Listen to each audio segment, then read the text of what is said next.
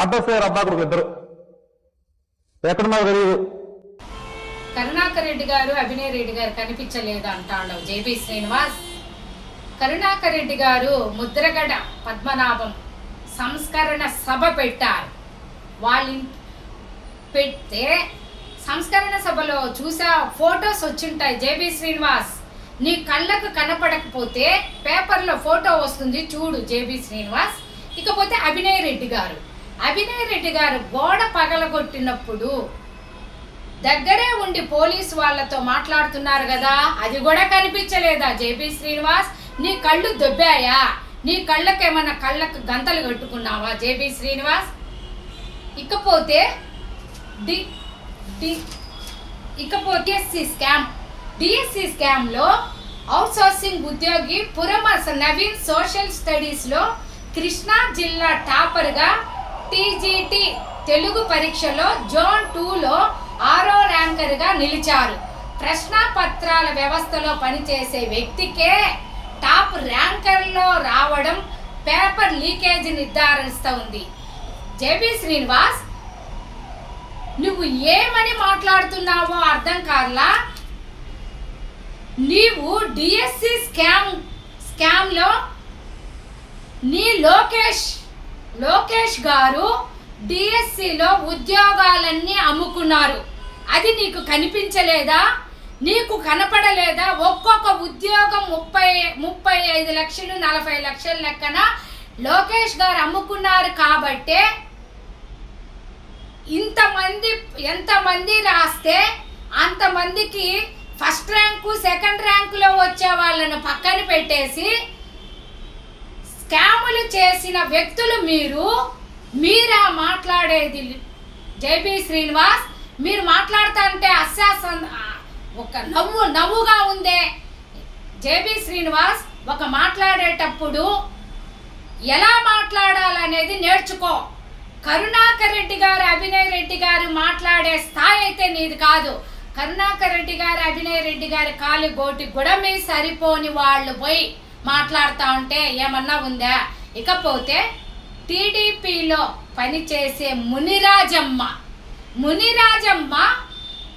80 సెంట్లు స్థలం నువ్వు తీసుకోలేదా? నువ్వు తీసుకొని ఆక్యుపై చేసుకోలేదా? ఆమె ప్రెస్ మీట్లో మాట్లాడి ఓ అని ఏడుస్తూ ఉంది. కొంచెం కూడా కనికరం లేదా? ఎన్ని స్థలాలు ఆక్యుపై చేసుకున్నావు? నువ్వు తట్టాపుట్టా సర్దుకొని నువ్వు వెళ్ళిపోవాలా. జేబీ శ్రీనివాస్, ఆమె కాళ్ళకు మునిరాజమ్మ కాళ్ళకు దండం పెట్టుకో. ఆ మునిరాజమ్మ స్థలమును ఇచ్చేసాయి. జేబీ శ్రీనివాస్, కొంచెమైనా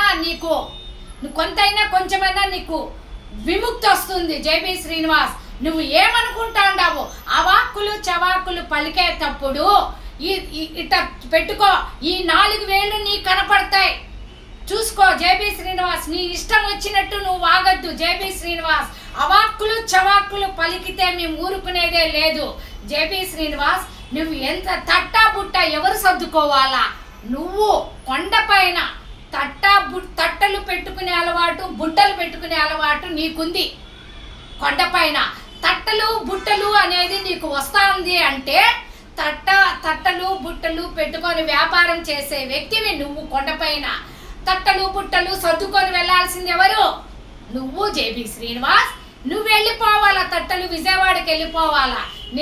నీది ఎక్కడ స్థలమో, నువ్వెక్కడ ప్లేసో అక్కడికి వెళ్ళిపో.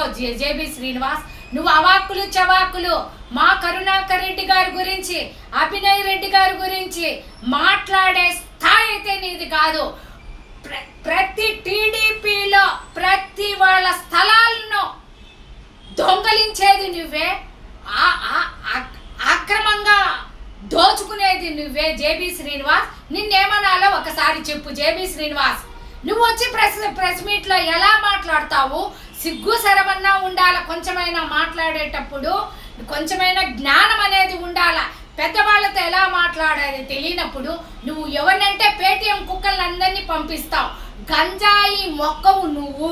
మా పిల్లలను, మా తమ్ముళ్లను, మా పిల్లలను గంజాయి బ్యాచ్ అనడం కంటే మా వాళ్ళు గంజాయి బ్యాచ్ కాదు, మీ దగ్గర పనిచేసే వాళ్ళు తట్టలు బుట్టల దగ్గర పనిచేసే వాళ్ళు, మీ వాళ్ళు ఎర్రచందనం బ్యాచ్ అంటారు, నిన్ను ఎర్రచందనం బ్యాచ్ అంటారు. జేబీ శ్రీనివాస్, ఒకసారి నువ్వు గుర్తు పెట్టుకో.